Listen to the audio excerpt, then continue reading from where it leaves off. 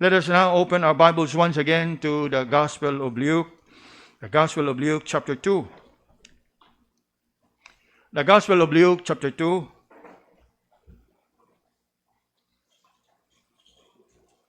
Let's take time to read again from verse 25 to verse 35.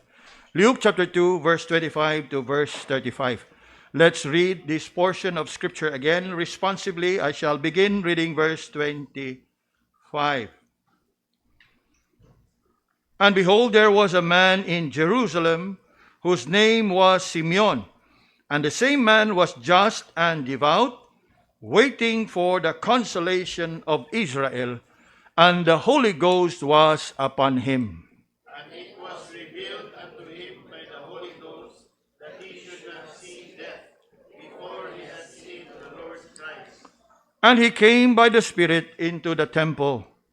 And when the parents brought in the child Jesus to do for him after the custom of the law, Then took he him up in his arms and blessed God and said, Lord, now lettest thou thy servant depart in peace, according to thy word, For mine eyes have seen thy salvation, which thou hast prepared before the face of all the people, a light to lighten the Gentiles and the glory of thy people Israel. And Joseph and his mother marveled at those things which were spoken of him. And Simeon blessed them and said unto Mary his mother, Behold, this child is set for the fall and the rising again of many in Israel, and for a sign which shall be spoken against.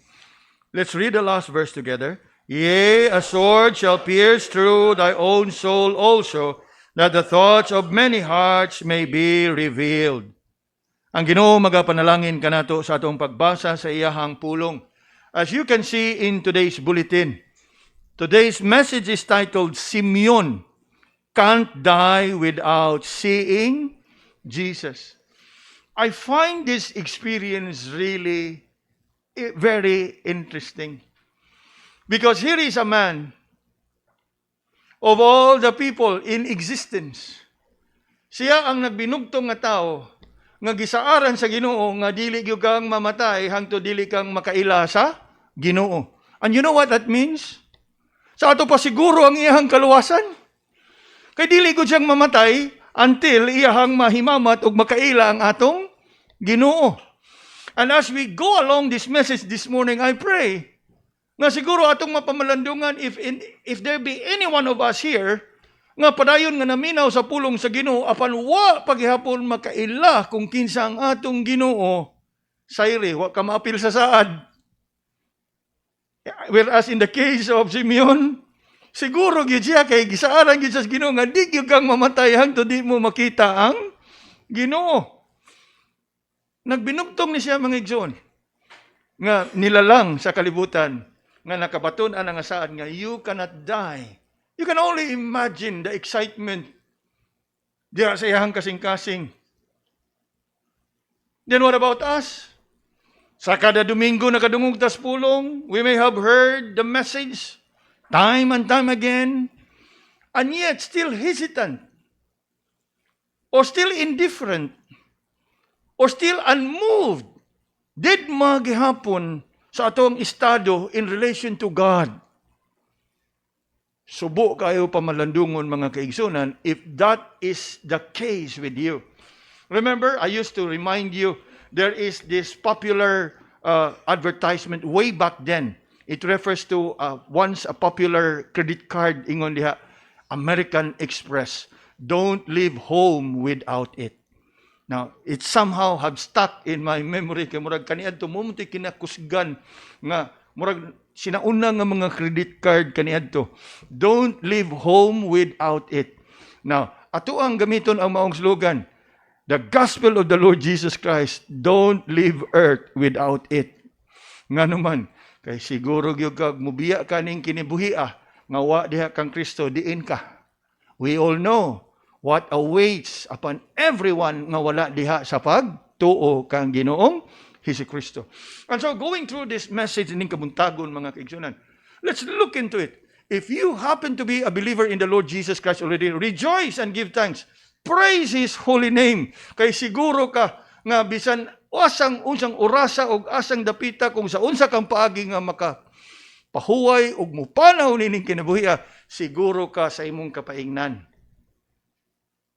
In fact, kung inyohang nabasa carefully ang atoa nga gibasa kaganiha, ingon gyud diha si Simeon, interesting kay ni. Sa diha nga nahimamat na niya ang Ginoo bitaw, nga iyahan ang you look with me for a while in verse 28, nga iyahan yung nakita, nga iyahan yung giagak ang Ginoo diha sa iyang kamot. Unsay iyang request sa Ginoo? 29, Lord, lettest thou thy servant depart in peace. Murabag ningon siya nga, Lord, niabot na gyud ang panahon. In other words, ihabang gidawat ang kamaturan nga, I have long been waiting for this. O karon kay niabot na, Lord, pwede na kong makapahuway? Mura ba og nakanta pa ni, please release me, let me go. But of course, release me, let me go, that I can have my rest where? In heaven. Nga naman, kay ang requirement nimo nga moabot ka dito is when you come to have a personal encounter with the Lord Jesus Christ. Samtang naa ka dinhi sa kalibutan. And that is why the title of today's message is what? Simeon can't die without seeing Jesus.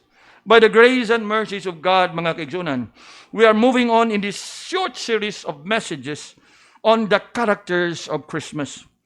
With prayer that we would learn through each of the characters how we can glorify God in our lives.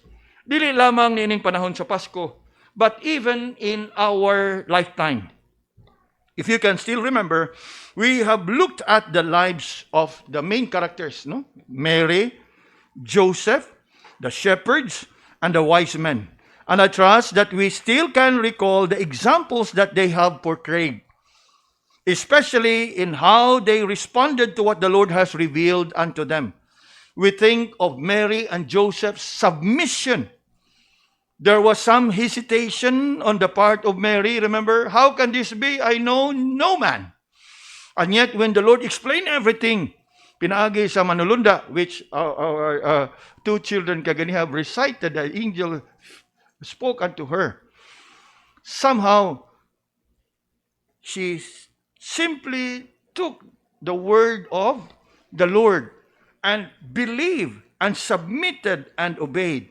So it was the case with Joseph, and likewise with the shepherds as well as the wise men. We think of their submission, we think of their obedience, and most of all, their faith. Yes, in all their responses, you cannot miss out that they all have responded in faith. Faith that has been shown by their submission and obedience. Nagdalagay kaniya dito sa personal nga pagtuog, pagsalig, and having that personal relationship with our Lord and Savior, Jesus Christ. And as we reflect upon this, mga kaigsunan, actually, we still have two characters to consider. For I was contemplating on Simeon and Anna. In fact, later on, og inyong makita diya, if you look at verse 36, there's a mention of Anna. But we are going to culminate with this series during Christmas praise service on the 24th on the glory of Christ. So we have to make that decision that this morning we will look into one character and step into the life of Simeon, the man who was promised that he will not die until he see the Lord. Now, this is really interesting, mga kaigsunan. Simeon was a man who was promised to see not just any person. You know, when you happen to be promised by somebody, maybe a VIP, a very prominent figure in the government, or perhaps a well-known celebrity, mura og grabe imong kalipay kung you look forward to seeing him face to face. Like when you have set an appointment, or even an accidental meeting nga kanang imo lang masugatan ba? Nga siguro na ay ato ang madungog ka na bang ingon pa nga starstruck. Uy, magkadungan mo sa usa ka tindahan o magkasugat mo diha sa usa ka department store. Unya, you happen to know that person and that person doesn't know you. Unya, tungod sa imuhang kalipay, murag ganahan ka nga, pwede ta pa picture. Murag mao naman ang uso karon, di ba? Dako kayo imuhang kadungganan. Then what about if you are being promised nga, ayaw, magsabot ta, mag-abot ta ng lugar o magpa-picture kita. So you feel honored. And I am sure you feel excited about it. Apan, makapanguntahan ako, what about kung ikaw gisaaran sa Ginoo paabot ako kay makikita ko nimo? I can only wonder how many of us would really take it seriously.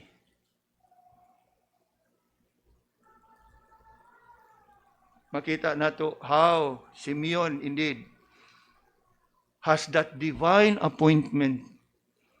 Unya, sa maong divine appointment, he was not in control. All his life, he was waiting for the time to come. Nga kung atong lantawon, it was indeed a great honor and a great privilege. Kaya nga naman, wala pakyasa sa Ginoo ang maong saad. Of course, we know that God is faithful. And so as we reflect upon this man here, a guy who was promised to see not just any person, but the Son of God, what are we having here is that Simeon had a divine appointment. That we can only wonder what excitement and anticipation must have filled his heart. Kaya nga naman, he is not just waiting for a VIP or a celebrity, but the King of Kings, the Lord of Lords. Diin pagikan, gikan pa sa langit. Now, I'm trying to really bring to you this, saron ba nga kay ako bitaw nga namalandong ko aning ko kakanindot atong experience ug ikaw may nasaaran? Upon makapangutana ka, I can only wonder if we would have the same anticipation and excitement if we happen to be the one. Paabot diha, pagpuyo diha, steady ka lang, maabot ko. How many of us will be able to really wait and patiently wait? That is the challenge. And in fact, that's one thing I want us to learn ining kabuntagon, mga kaigsunan. Now, going through this message, let's take time to look into this man named Simeon. Before we look deep into this man, I find it good for us that we establish the background. Gaganiha, our scripture reading started in verse 21.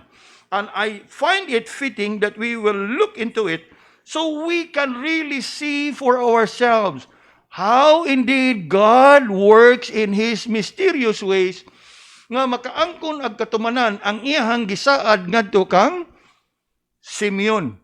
Now, if you look at verse 21 to 24, we can see there how Mary and Joseph brought Jesus into the temple in accordance to the law. Kung atong mahinumduman, there is that law that would require that a young child or a man-child shall be circumcised on the 8th day. Ug mo na itong makita diha in verse 21. And when the 8 days were accomplished for the circumcising of the child, his name was called Jesus, which was so named of the angel before he was conceived in the womb. So mo ka na itong makita diha nga si Mary ug si Joseph was mindful in compliance to the law nga gihatag particularly in the Old Testament in the book of Leviticus that any man-child shall be circumcised on the 8th day kana ilang tuman. What else? Makita usab nato how Mary was conscious and mindful to keep the law on her purification. In verse 22, ningon, and when the days of her purification under the law of Moses were accomplished, they brought him to Jerusalem to present him to the Lord.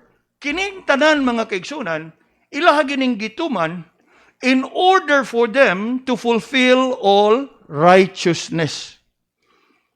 Kay nga naman, say ribaya, nga ang atong Ginoo sa iyang pag-anhid sa kalibutan, ang iyahang pagluwas kanato is by His passive and active obedience. He needs to fulfill all the law. Ang tanan kamanduan nga napakyas kita sa pagtuman, kana iyahang tumanon para and on our behalf. And that is why, back in the Bible school, we always have been taught about how are we saved. Yes, we are saved by grace through faith, by the virtue of all the works that the Lord Jesus has done. Sa ato, we are saved by grace. True, but it is all because all the works that Jesus has done by His perfect, passive, and perfect obedience. Nga way usa ka balaod nga wa niya gi tuman. Remember, sin is the transgression of the law. All have sinned and have come short of the glory of God. How would Jesus save us from our sins? By fulfilling all that is commanded in the law on our behalf. So, we are saved by grace, but how are we saved? By all that the works as Jesus has done. I hope you are getting this along. And that is why ako ni siyang gihanay ninyo, because this is not just a narrative. It is the foundation of what we're going to consider on the life of Simeon. Now, makita nato, giklaro gyud diha, according to the law, according to the law. Kaya nga naman, that is how Jesus saved us from our sins, by fulfilling all righteousness. In fact, kung hinumdum mo, when the Lord appeared before John the Baptist, John the Baptist was in hesitation. How can I baptize? I'm not even worthy to tie your shoes. And Jesus said, you must, for I must fulfill all righteousness. Come down with me to verse 23. Still, as it is written in the law. In other words, niining tungura, the Lord has been working in Mary and Joseph nga ilag yung tumano ning tanan. Dili lang para silang kaugalingon, but in view sa ilaha nga katungdanan, responsibilidad, as parents nga to kang Ginoong Jesus. As it is written in the law of the Lord, every male that openeth the womb shall be called holy to the Lord. And then what? 24. And to offer sacrifice according to that which is said in the law of the Lord. And according to the law of the Lord, for the purification of Mary, mo ni, ingon diha, a pair of turtle doves or 2 young pigeons. Gani mga kaigsunan, kung ato na siyang pagtanawon pag-ayo, that would tell us nga ang pamilya nga diin nahimugso og gipakataw ang atong Ginoo happens to be a poor family. Nga naman, because the offering that they brought was the one stipulated for the poor. Turtle doves and young pigeons. For the rich and the affluent, they cannot do this. They can bring lamb. And somehow it helps us better understand ang ingon pa nato economic status ni Mary at Joseph ni atong tungura. And it was at this time nga diin sila ang mga ginikanan, so-called, together with the young child Jesus, nga naiabot sila dito sa templo. That we're going to look closely later on. Apan ining tungura, it is best for us that we would know this, tungod kay mo ni say katuyuan, nga diin gipadala sa amahan ang iyang bugtong anak haron sa pagluwas kanato.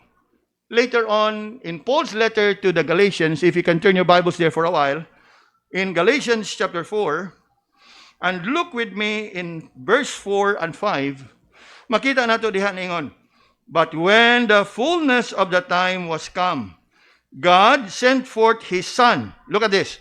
Made of a woman, made under the law.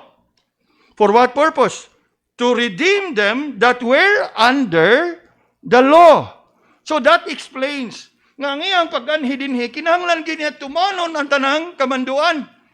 Kay kung dili niya tumanon, he cannot save those that were under the law, kay sila nakalapas po sa balaod. So, we are saved by His perfect obedience to redeem them that were under the law. And look at this, that we might receive the adoption. Nga mamahimo kitang mga anak sa Ginoo. And true indeed, mao kanay atong nakita that Mary and Joseph had accomplished in these verses. Now, with this little background, I trust that we are now able to look into and proceed and take a closer look at Simeon, a man with a very special promise from the Lord. Come with me to verse 25 now, and let's look at the person, ang pagkatao ni Simeon. In verse 25, this is what we read of him. And behold, there was a man in Jerusalem whose name was Simeon. And the same man was just and devout, waiting for the consolation of Israel, and the Holy Ghost was upon him. Now look closely at this verse, and we can see quite interesting facts about this man. Una, we can see that this man, Simeon, was an upright person. Simeon was an upright person. Upright simply means matarong nga pagkatao. How is he described there as an upright person? Verse 25 says that he was just and devout. Just simply means makatarungan. Matarong siya nga pagkatao. He was righteous, obviously, before God and man. Approved of God as a righteous man, and discharging faithfully his duty unto man.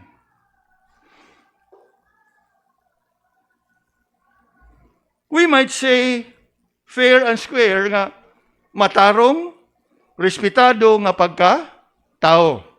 Ikaduha, what else can we learn of him? Not only that he was an upright person, he was also a hopeful person. Hopeful, malaumon. And why would I say malaumon? Because the next part of the verse says, waiting for the consolation of Israel. You know, mga kaigsunan, alam sa mga Hudiyo, that word there, consolation of Israel, refers to their longing and anticipation of the coming of the promised Messiah. That phrase there, consolation of Israel, refers to the coming of the promised Messiah. In fact, back in the Old Testament time, even during the time of the Lord, samtang dinhi siya sa kalibutan. Bisan pa man nga dugay na siyang nahimugso, daghan gihapon kayo mga devout nga mga Hudiyo has been praying, may I see the consolation of Israel, in reference to the Messiah.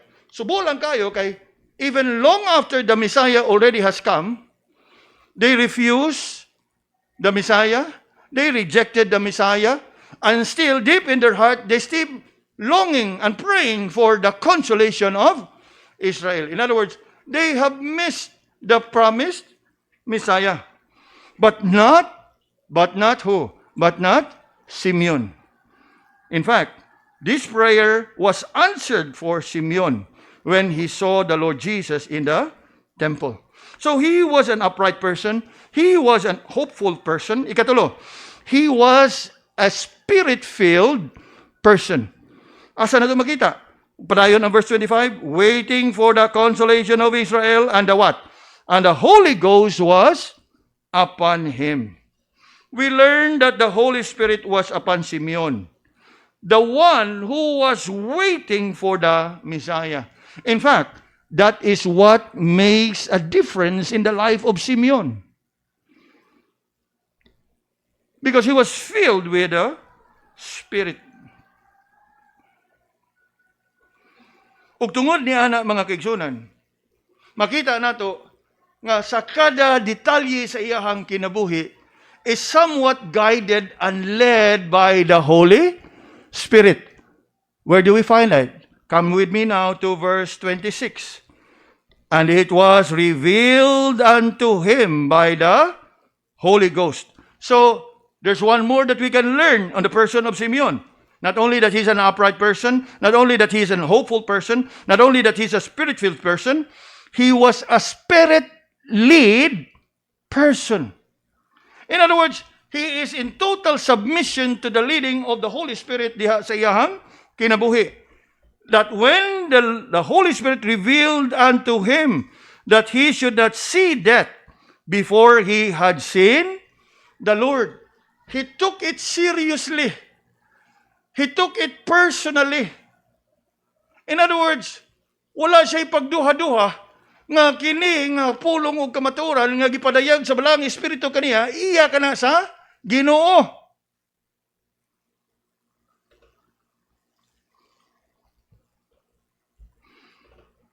Again, look at what the Spirit revealed unto him. That he should not see death before he had seen the Lord's Christ. And that is why we have this message titled, Simeon can't die without seeing Jesus. Now, nining tungura mga kaigsunan, sa diha nga ato nang nailhan pag-ayo si Simeon as a person, upright, hopeful, spirit-filled, spirit-led. Think for a moment. Here is a very comforting and assuring promise. True? Comforting and assuring. Apan, it can also be challenging. Nga naman, because the promise does not come with a time element. Giingnan lang siya nga di kang mamatay hangtod nga makita nimo ang Ginoo. So, somehow, when you are being promised as such, I'm sure there is an excitement on one part, yes, but sometimes excitement can drain. Especially if there's no time, element murag taod-taod na mong pinaabot. Moabot pa ka to? Are we following? Now, this is something worth noticing.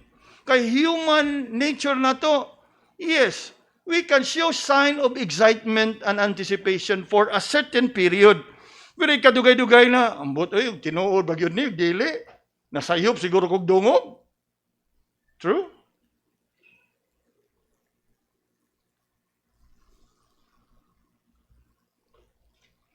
Yes, we can only wonder how long Simeon must have waited for this time to come.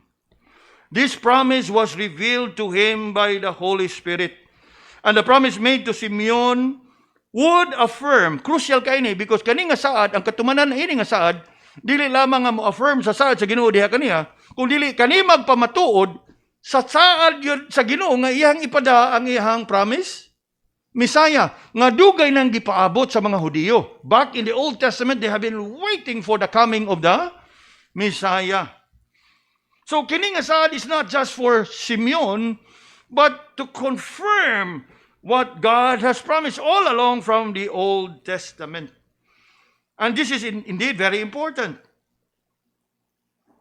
Nga atong makita diha kang Simeon, how much he must have endured, how much he must have waited. Nga siguro, og ato ning i-apply sa atong kaugalingon, I wonder how many would really look forward believing that one day we're going to meet the Lord before we die. Perhaps many, if not all of us, may take it lightly or quickly ignore it, but not Simeon. Remember, he was just and devout, waiting for the consolation of Israel. The Holy Spirit was upon him, and the Holy Spirit revealed it unto him. And that is something worth noticing diha sa kinabuhi ni Simeon. He was a man who was led by the Spirit of God, taught by the Word of God, and obedient to the will of God. Ug tungod niya na, he was privileged to see the salvation of the Lord. Now, ang pangutana, samtang nga taas siguro kayo nga panahon nga gapaabot siya niining orasa, niining panahon na, nga makaangkon og katumanan. Little did he know nga in a matter of time, in fact, in our text, in a matter of few verses down, this will now come to pass as the promise unfolds as we move on to look at the providence. So from the person, we move on to consider the providence. Now, what is providence? The providence of God. It is God's working to accomplish what He has purposed and ordained.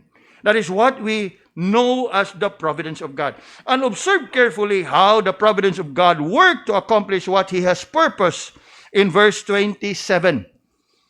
And He came. Now, and the word He there refers to Simeon. He came by the Spirit into the temple. Nakita na to, verse 27. And when the parents brought the child Jesus to do for him after the custom of the law. Sa ato pa, o sa human pa ni nga language, mingon nga, murag daw sulagma, by coincidence. And that is how the world looks at it, but not the providence of God. As we look at it in the providence of God, God purposed it. Okay?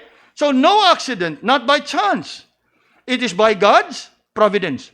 On the part of Simeon, he was from somewhere else, but because he was filled by the Holy Spirit and the Holy Spirit revealed it unto him, he was led by the Spirit to go where? Of all places, he go to the temple. And for what purpose?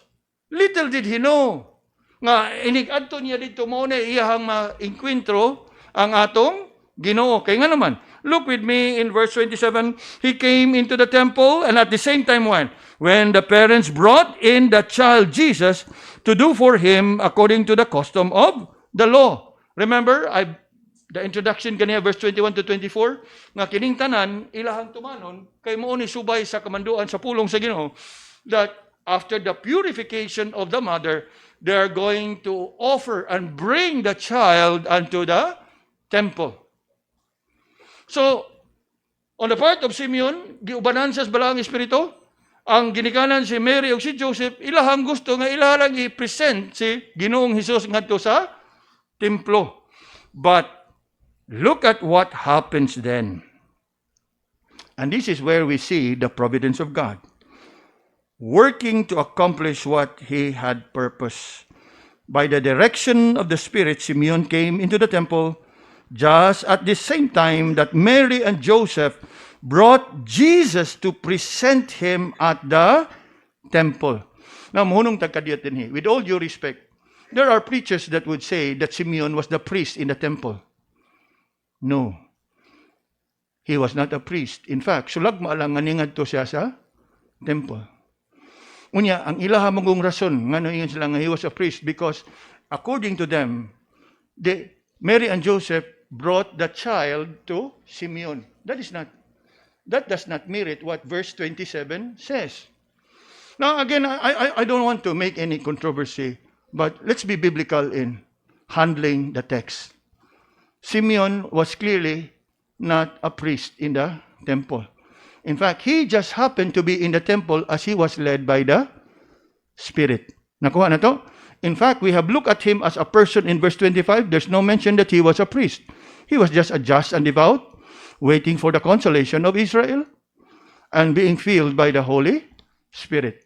Again, with due respect, I'm bringing this to your attention because this is a common teaching in some, that Simeon was a priest. But if you look carefully at the text, he is not.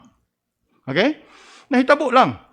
Now, in 27, he came by the Spirit into the temple. Now, this is very important. Nga naman, kay what happens next is, in this, if we can use the term accidental or coincidental encounter, humanly speaking, is actually under the providence of God. Meaning, it's an appointed time. It's an ordained time nga mag-abot gyud si Simeon ug ang atong Ginoo. And notice how indeed the providence of God work in His own mysterious ways. Verse 28. What happens? Nag-abot lang sila. Di sila kaila. What happens next? 28. Then took he him up in his arms. Now, dili na providence of God. Siguro sa tawhanon, sulagma lang. Timing lang, aksidenta lang. But you look at verse 28. Pwede din, ditsuhon lang ni mo kuha ang bata, gikan siya mga ginikanan. Dili ka kaingon nga kidnapping. God moves in His mysterious ways.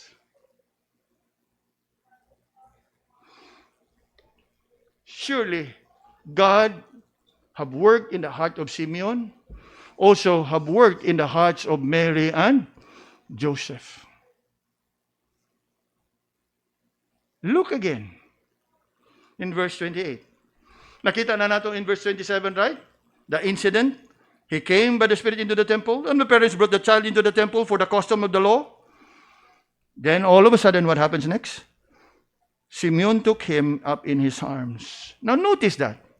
Notice carefully how the verse goes. And notice what took place there. Una, it was spontaneous. There was no resistance, no objection, no opposition from Mary and Joseph. Tamsa, kinsa man ka? Di ba? O ikaw ginikanan, kakugos kasi mong bata na alay, mukuha naman. Kinsa ko ka?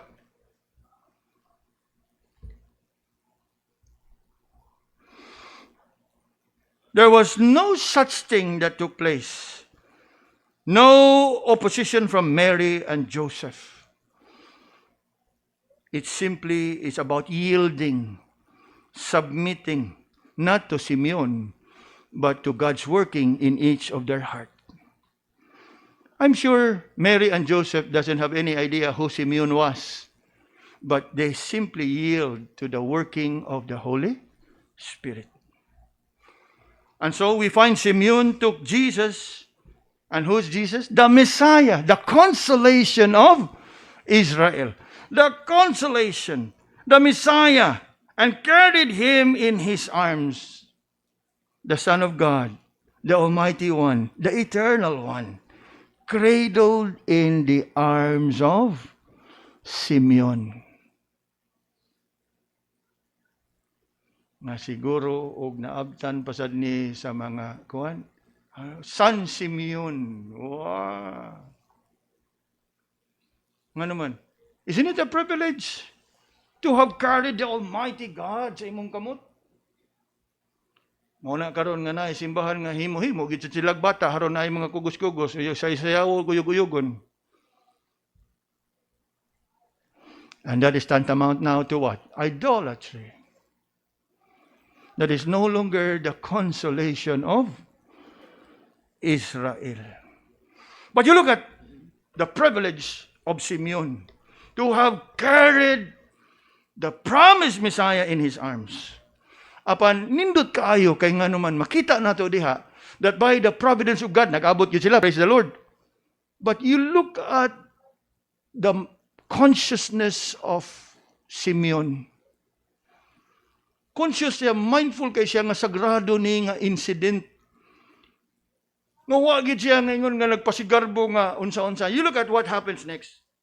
Observe carefully how Simeon responded when he saw the Messiah and when he carried the Messiah in his arms. Look with me in the second part of verse 28. Then took he him up in his arms and what?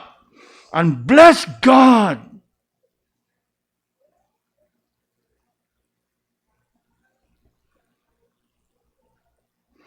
He joyfully praised and blessed God. Obviously because nakita niya ang katumanan sa saad. Remember, he was commanded, he was told, you'll not see death until you see the Lord. So, sa iyahang kalipay, ang iyahang focus sa iyang kalipay is dili sa iyang kagalingon. Kung dili dito, gihapon sa Ginoo. Kayog na panahon pa siguro niya sa social media. Mere, dili, kani, okay na ni. Okay na ni nga anggol. Di ba murag ingon-ana naman tanan ron, sa di pa mangaon, kudakan. Sa di pa malingkod, picturan. Hala, kalangan na ba kaayo? Kabantay mo mga igsoon? Dili lang na nato ni dakon, pero just a mere observation ba? Kabantay mo, ana? I'm not saying it's wrong or not, but just an observation ba? A special meal for the family gathering. That's it. Isa. Food are meant to be consumed, not to show off. Now, I'm not saying it's wrong, pero just an observation. Sa bahay ni Simeon, he doesn't have that consciousness. He doesn't have that awareness. Ang iya halang yun nga, ang kalipay nga nakita na yun niyang katumanan sa saad. Una na. Ang ikaduha, ang kalipay nga nakita yun niya in person ang atong Ginoo. Ug tungod niya na puno sa kalipay ang iyang kasing-kasing, that he could not care less and he can think of no other but what? To bless the Lord.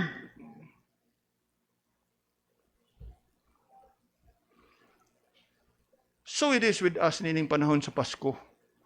Sa kadaghan panalangin, let it be nga sa tanan panalangin nga atong nadawat, atong himayaon ang bonuses, blessing, increment, kadaghanan nino, musibat nino, hindi nakapanimba. Kay gi-enjoy ang panalangin. Now, why dautan sa pag-enjoy sa panalangin, pero di ba nindot nga imo ang unahon ug enjoy ang naghatag sa panalangin? Bless the Lord, oh my soul, and all that is within me. Bless His holy name. Forget not all His benefits. Kanindot kayo. We all have been blessed. And I thank God nga atong gi-enjoy ang atong mga blessing nga naata diri pamilya nagsimba sa Ginoo. Then let's enjoy the blessing later on. Di ba nindot? And I tell you and I challenge you nga makaingon gyud mo sakto gyud ang pulong sa the word of God can never be wrong, you know? And that is what I see in Simeon.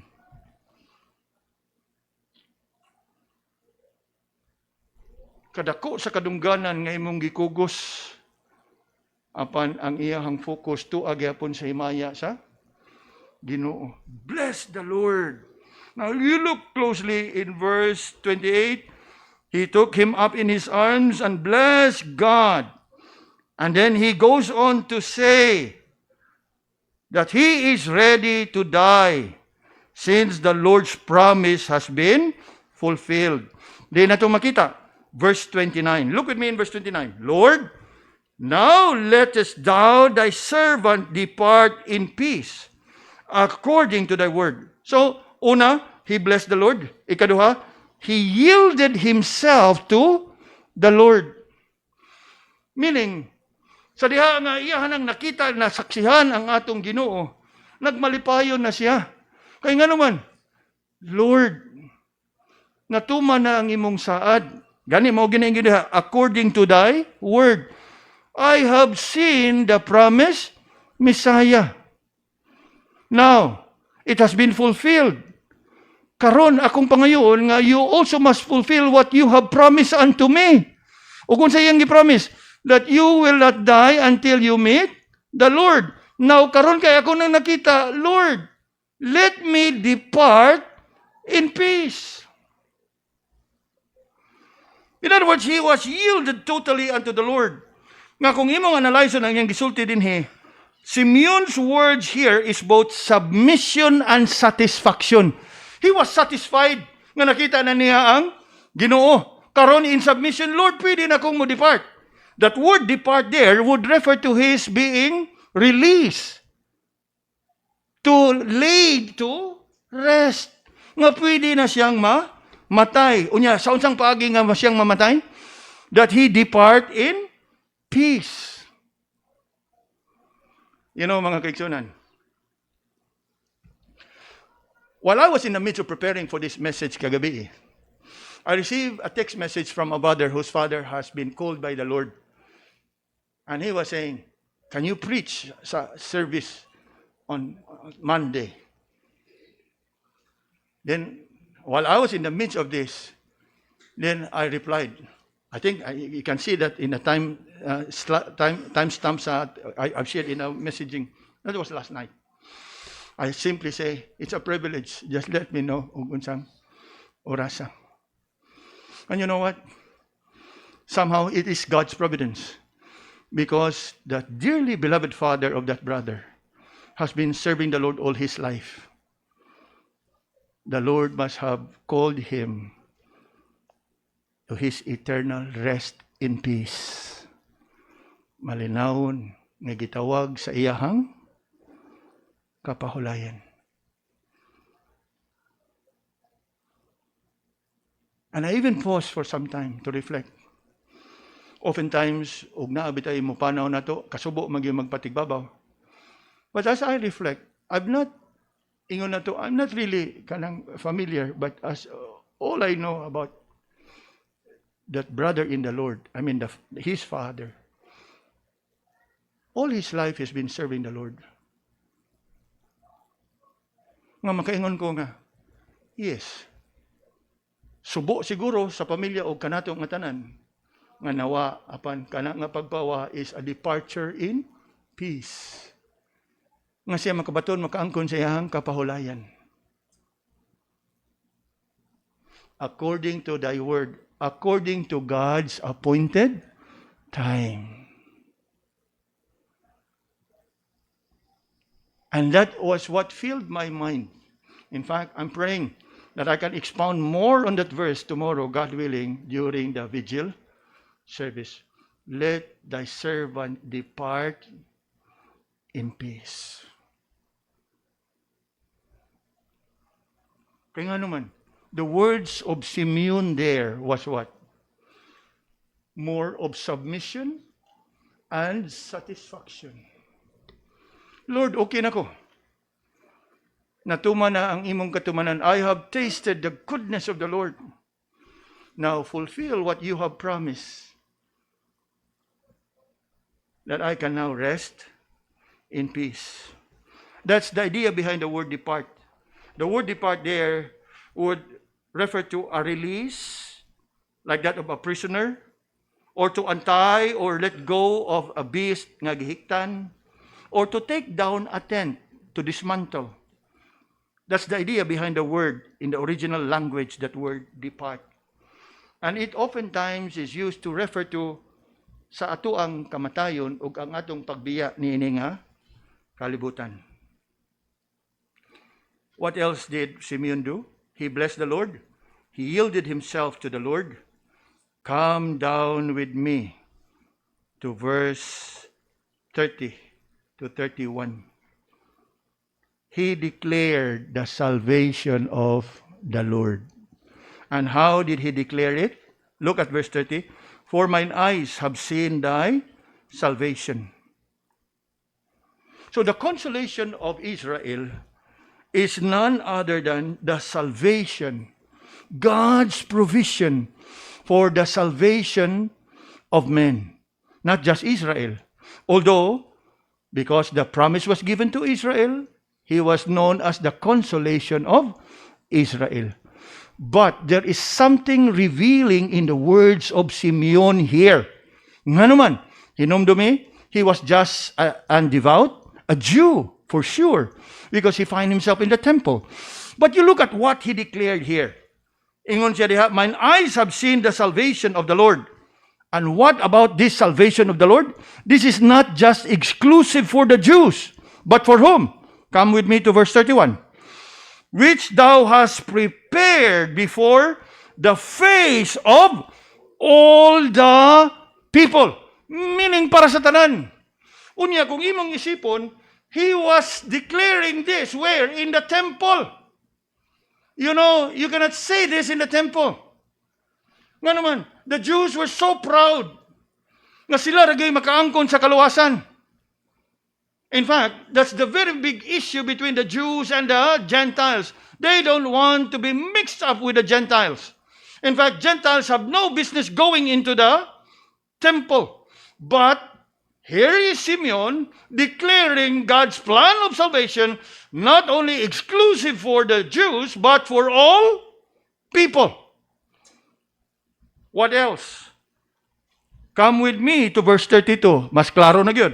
Nga naman, a light to lighten the Gentiles and the glory of thy people, Israel. Indeed, what Simeon has just declared here is something unusual, extraordinary, coming from the mouth of a devout Jew. For he declares that great salvation is not only exclusive for the Jews, but also would include the Gentiles. In fact, kung imo ni siyang lantawon, it is something controversial even at that time.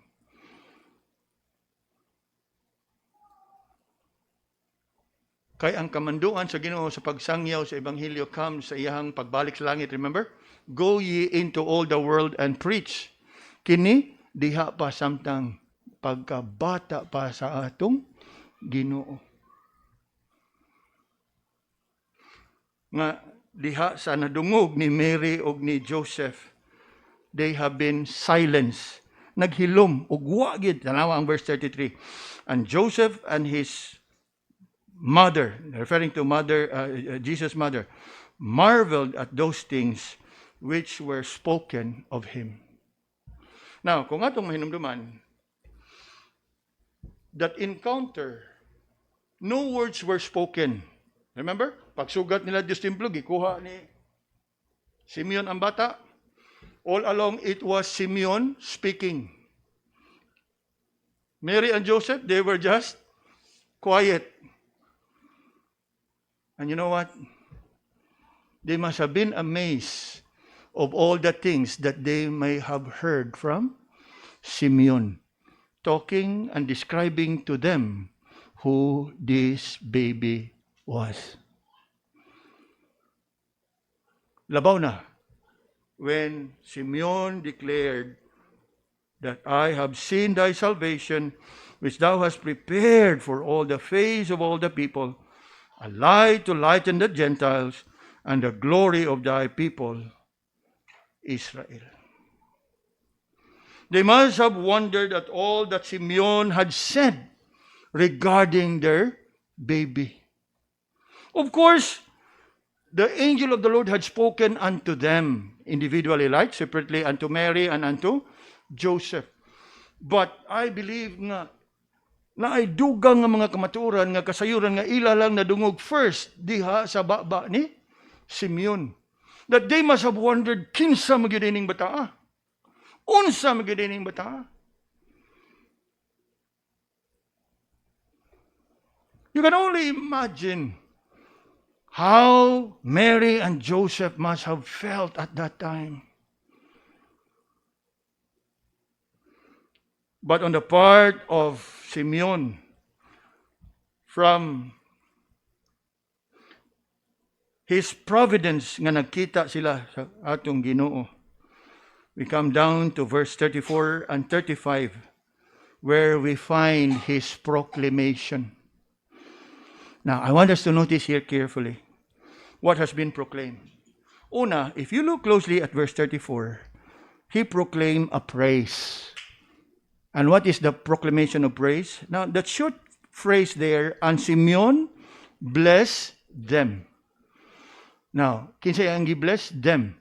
Obviously, it refers to both Mary and Joseph. And blessed them. But that brief pronouncement of praise, both to Mary and Joseph, is then followed by a particular prophecy. And this prophecy is mainly addressed unto Mary. Look closely in verse 34. And Simeon blessed them. And then next part says, and said unto Mary his mother. And what is it that Simeon proclaimed unto Mary his mother? Now, come with me closely at this part. Behold, this child is set for the fall and rising again of many in Israel, and for a sign which shall be spoken against. Now, muhunong tagadyod din kay medyo kanang Lisod-lisod di siya nga kuan. But he is actually prophesying, telling Mary that this is what you can expect. Karon nga naa na ning bata, he's going to be a subject of scorn. He's going to be a stone of stumbling. Nga naman, ingon diha, this child is set for the fall and rising again of many in Israel. Nga naman, kay sa iyahang pagsugod sa iyang ministry, particularly in the teaching and preaching ministry, daghan ang iyahang mabanggaan. And obviously, we know, kisa ni mga tawhana, the acknowledged religious leaders of Israel, the Pharisees, the scribes, the Sadducees. So, rise and fall. And then what? Ang ikaduha, a stone of offense, a stone of stumbling, and also for a sign which shall be spoken against. A sign that will always be challenged. Nga naman, gipahimangnuan ni Simeon ang iyang inahan nga inigdako ani, ikaw mubati gyud sa tanang kasakit nga iyang maagian. Nga naman, because in the course of his teaching and preaching ministry, not only that he is going to be challenged, he's going to be opposed, he's going to be despised, he's going to be rejected. O dili ba tinuod? That is what we see in the entire course of his earthly ministry. He has been distinguished as an enemy of the Jews.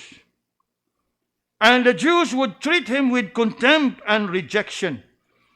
And of course, it's no surprising, because we know very well back in the book of Isaiah that he was despised and rejected of men. And that is what we see here. For a sign which shall be spoken against. Now, gihatagan na sila sa gasag panalangin nga mao'y mangluluwas. Apan ilahang gi-reject, ilang gisupak, ilang gibalibaran, ilang gisalikway. Evil spoken of. Now think of it. Ang manluluwas gipadagikan sa langit, and he was evil spoken of.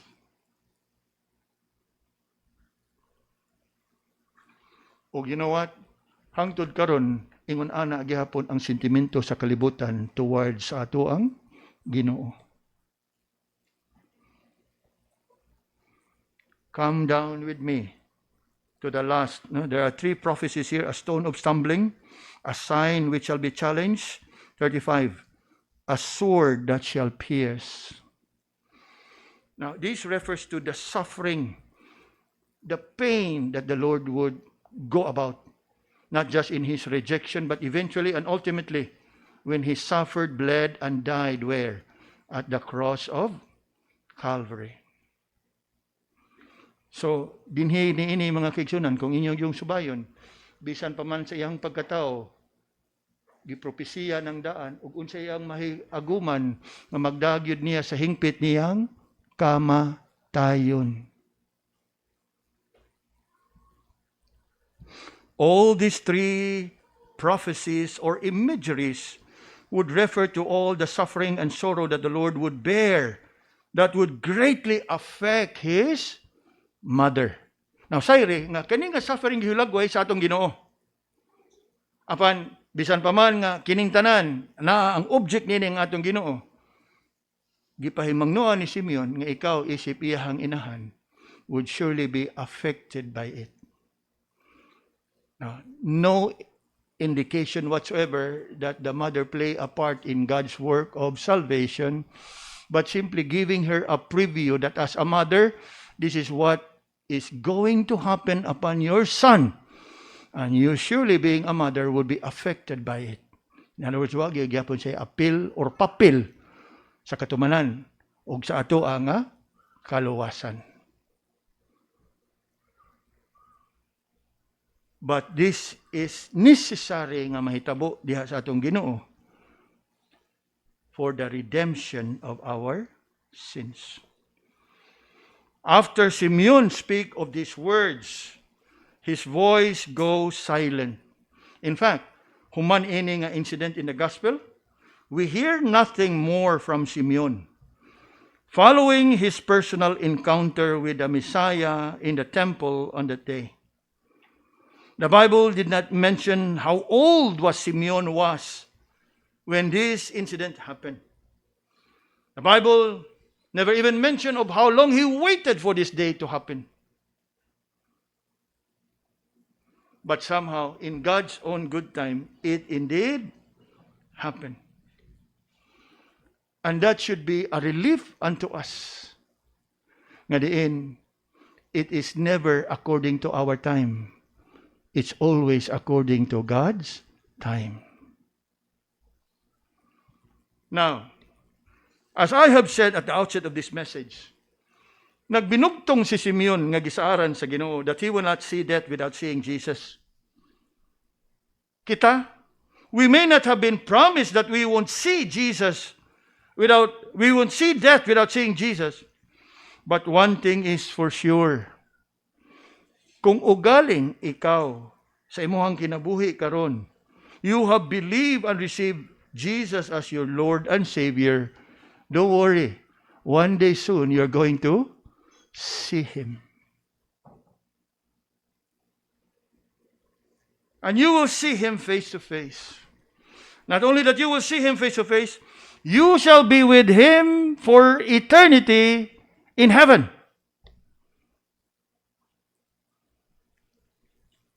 Kana kung ikaw ana-anas pagtuo kang Ginoong Jesus. But what about those who have not come to believe in Jesus? Those who have not come to know of the Lord?